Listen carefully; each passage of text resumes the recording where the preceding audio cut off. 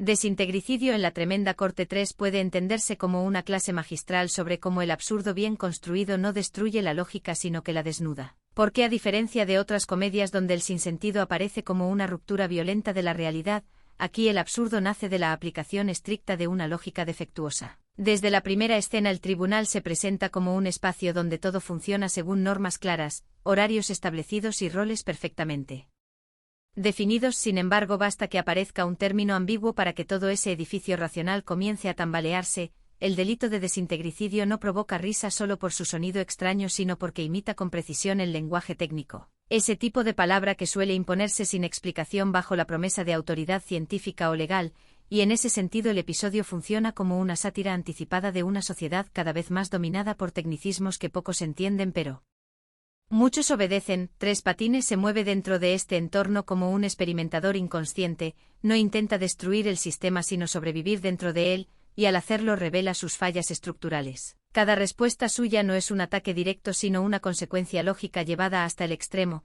Cuando se le pregunta qué desintegró responde con naturalidad desconcertante, obligando al fiscal a precisar lo impreciso. Y ahí comienza una cadena de aclaraciones que en lugar de iluminar, oscurecen aún más el concepto. Una de las escenas más interesantes es aquella en la que el juez intenta recuperar el control apelando al sentido común, pero el sentido común resulta inútil cuando el marco legal se basa en una palabra vacía. Esa impotencia del juez no se expresa con gritos ni exageraciones físicas, sino con pausas, repeticiones y cambios sutiles de tono, lo cual demuestra el nivel de refinamiento interpretativo de la serie, comparado con otros episodios de la Tremenda Corte donde el conflicto gira alrededor de objetos concretos. Desintegricidio destaca por su abstracción.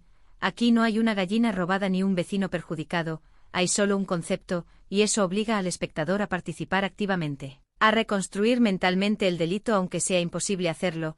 Recuerdo haber visto este episodio por primera vez en una retransmisión antigua y sentir una risa extraña, una risa que no venía del chiste inmediato sino de la acumulación, de la sensación de que algo no encajaba pero aún así avanzaba. Con los años entendí que esa incomodidad era parte del diseño. El episodio no busca solo divertir sino provocar una ligera inquietud intelectual. El secretario del juzgado cumple aquí un papel clave como mediador entre el caos y el orden. Su lectura mecánica de los cargos contrasta con la imposibilidad de comprenderlos, y esa disonancia produce uno de los efectos cómicos más finos del episodio, porque muestra cómo las instituciones pueden funcionar de manera impecable incluso cuando han perdido contacto con la realidad.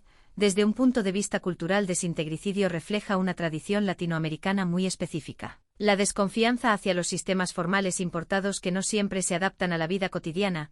El tribunal se convierte así en una metáfora de cualquier estructura rígida enfrentada a la creatividad popular. Tres Patines no es un rebelde consciente ni un filósofo, es simplemente alguien que habla como vive, y ese modo de hablar resulta incompatible con el lenguaje burocrático. La escena donde se intenta calcular el daño causado por el desintegricidio es particularmente reveladora porque transforma la justicia en una operación matemática imposible. Cada cifra se apoya en una premisa falsa, y aún así el cálculo continúa, como si la coherencia interna fuera más importante que la verdad.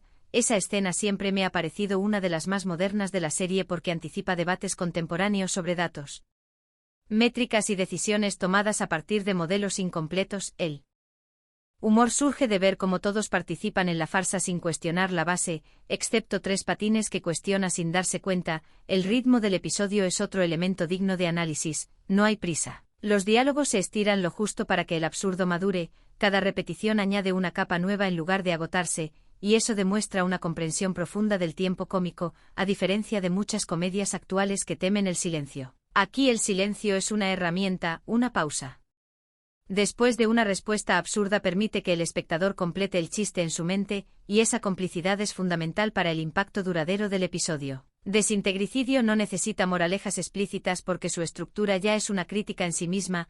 Al final uno no recuerda una frase concreta sino la sensación de haber presenciado un sistema colapsar bajo su propio peso. Y esa sensación permanece mucho después de que termina el episodio, convirtiéndolo no solo en una pieza memorable de la Tremenda Corte 3, sino en un ejemplo atemporal de cómo la comedia puede ser una forma de pensamiento.